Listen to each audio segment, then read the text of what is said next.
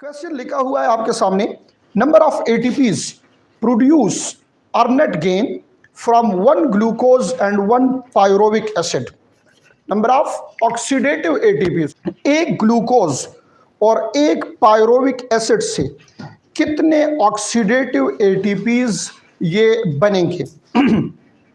चले जी, मैं इसको कैलकुलेट कर लेता हूं क्योंकि स्टूडेंट्स को कंफ्यूजन है इसमें, ताकि वो कंफ्यूजन क्लियर हो जाए।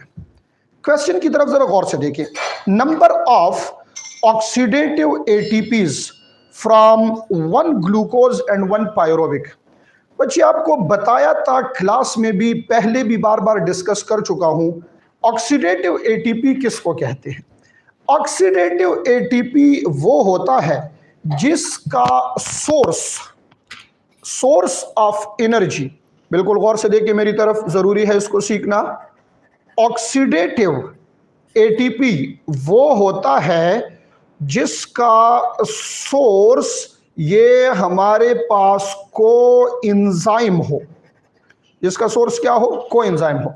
और इस कोएंजाइम की जब ब्रेकडाउन होगी, कोएंजाइम की जब ब्रेकडाउन होगी, यानी कि अगर हमारे पास NADH2 and FADH2, NADH2 FADH2, इससे जो एटीपीज बनेंगे वो ऑक्सीडेटिव एटीपीज होंगे। अब जरा तवज्जो मेरी तरफ रखिए, आपको ये सिखाऊं कि कैसे करना है, बिल्कुल गौर से देखिए।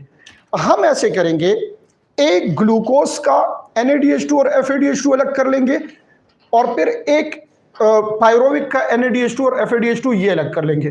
तब हमें पता चल जाएगा कि कितने एटीपीज है। तवज्जो रखिए, शाबाश, बिल्कुल गौर से देखें।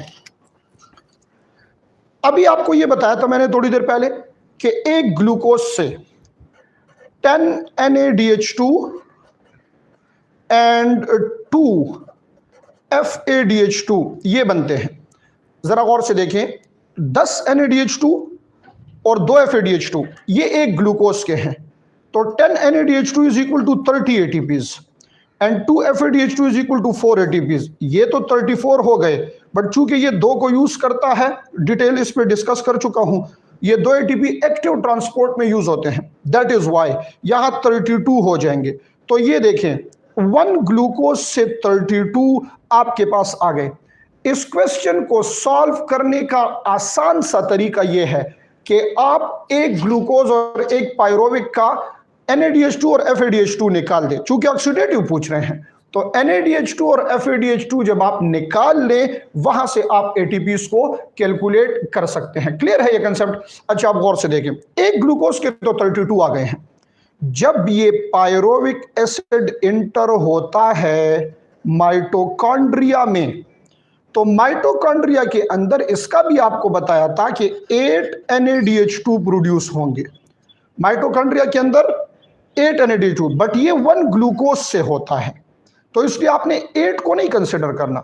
देखें, जब पायरोविक एसिड इंटर होगा ना, तो पहला प्रोसेस लिंक रिएक्शन होगा। लिंक रिएक्शन में एक पायरोविक से एक NADH2 बन जाएगा। दूसरा प्रोसेस क्रेब्स साइकिल होगा। क्रेब्स साइकिल में 3 NADH2 और एक FADH2 ये बन जाएगा। अब कैलकुलेट करें, this is equal to 3, this 3 is equal to 9 and this FADH2 is equal to 2। Clear है? तो 3 प्लस 9 कितने हुए? 12, 12 प्लस 2 14। तो इस एक पायरोविक से 14। और अगर आपको याद है, अभी थोड़ी देर पहले बोर्ड पे मैंने लिखवाया था कि one pyruvic is equal to 15 ATPs, और उन 15 में से 14 एटीपीज जो है ये ऑक्सीडेटिव है, और एक जो है ये हमारे पास क्या है, सबस्ट्रेट लेवल है। तो आपने करना यह है कि 32 और 14 इसको प्लस कर लेना है। यहां आपके पास 46 एटीपीज जो है ये टोटल आ जाएंगे। तो करेक्ट ऑप्शन जनाब इसका 46 है। करेक्ट ऑप्शन क्या है? 46 है। अब शॉर्टकट में आपको बता देता हूं आसानी से, ये अपने पास नोट कर लें। जिन स्टूडेंट्स ने क्लास में नहीं नोट किया, या वो क्लास के स्टूडेंट्स नहीं है फिजिकल क्लास के, तो देखें, मैंने लिखवाया था आपको कि one glucose is equal to 36। तो इस 36 में से 32 ऑक्सीडेटिव, गौर से देखें, और 4 जो है ये सबस्ट्रेट लेवल, तो ये वन ग्लूकोज के 32 हुए। फिर मैंने ये लिखवाया कि 1 pyruvic acid is equal to 15 में से 14 ऑक्सीडेटिव और 1 सबस्ट्रेट, तो 32 प्लस 14 इज इक्वल टू 46। ये था आपका एमसीक्यू और उसका करेक्ट आंसर जो कि 42 करेक्ट आंसर है। उम्मीद है इसकी आपको समझ आ गई होगी।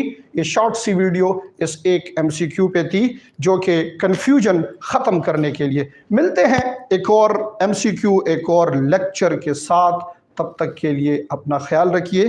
Thank you so